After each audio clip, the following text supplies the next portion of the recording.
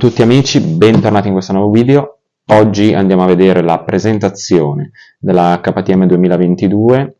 Forse avrete sentito già o visto su internet, la presentazione è stata fatta qualche settimana fa, quindi il mio video è un po' in ritardo, però noi ci eravamo lasciati con la Starkvarg, la moto elettrica che è stata presentata circa 3 settimane fa.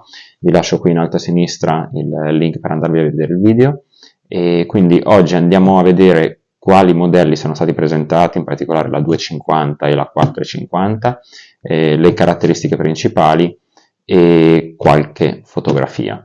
Vi ricordo, prima di guardare il video, di iscrivervi al mio canale e lasciare un like se vi è piaciuto questo video, in modo che mi aiutate a far crescere questo canale.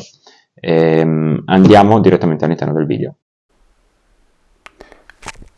Partendo dal telaio, abbiamo un telaio in acciaio che è stato saldato con robot. Ovviamente questo deve garantire qualità e resistenza.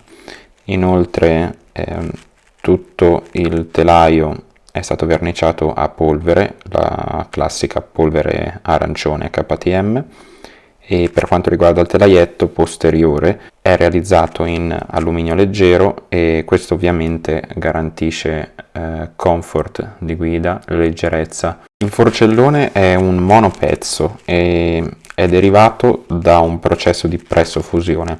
Questo garantisce rigidità e robustezza a una delle parti più importanti della moto. Inoltre sono previsti dei segni che indicano la misura della catena. Si possono benissimo vedere dall'alto, in questo modo è reso più facile regolare la catena. Per le sospensioni abbiamo all'anteriore una VP X-Act da 48 mm con la tecnologia Air, e questa forcella ha due funzioni divise. Quella di sinistra contiene la molla d'aria, mentre su quella di destra abbiamo tutte le varie funzioni dello smorzamento.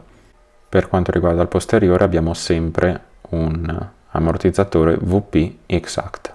Riguardo al motore, per la versione 2022 si è risparmiato molto sul peso, appena 25,9 kg. Partendo dalla testa del cilindro abbiamo una coppia di valvole in titanio. I dati fondamentali sono l'aspirazione 32,5 mm e scarico 26,5 mm. Per il modello 2022 abbiamo sempre un cambio a 5 velocità, e innovazione di quest'anno è la leva del cambio No Dirt. Questo tipo di leva previene ovviamente la formazione di sporco su di essa e rende anche più rapido il cambio di marcia. Grazie a un particolare collettore di scarico si può rimuovere lo scarico e smontarlo senza dover smontare anche l'ammortizzatore. Per quanto riguarda l'elettronica, il regolatore di tensione e tutte le altre, il condensatore, tutte le altre parti elettriche della moto sono state tutte concentrate al di sotto della sella. Abbiamo poi un ottimo controllo di trazione che ovviamente permette, garantisce trazione e resistenza, controllo della moto su tutti i tipi di terreni, asciutti, umidi, sabbiosi.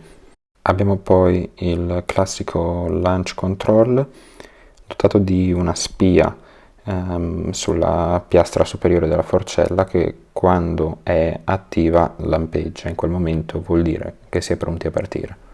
Dal manubrio poi è possibile selezionare le due mappature, quella standard, ovviamente quando si gira normalmente in pista senza tante esigenze, e poi una mappatura un po' più aggressiva per altre condizioni del terreno o nel momento in cui il pilota vuole un altro tipo di aderenza della moto. Anche le pedane, come la leva del cambio, hanno un sistema No Dirt che impedisce al fango e a tutti gli altri elementi presenti sulla pista di fermarsi all'interno dello snodo. anche nei momenti in cui c'è tanto fango. Spero che questo video vi sia piaciuto. Andrò avanti, se vi piacciono questi video, a fare video su presentazioni delle nuove moto, sulle ultime notizie, gli ultimi aggiornamenti. Vi ricordo di scrivere quello che pensate qua sotto nei commenti e di lasciare un like. Mi raccomando, iscrivetevi al canale perché tante persone di voi guardano i video ma non sono iscritte al canale, quindi mi raccomando iscrivetevi al canale e ci vediamo martedì prossimo con un nuovo video. Ciao ciao!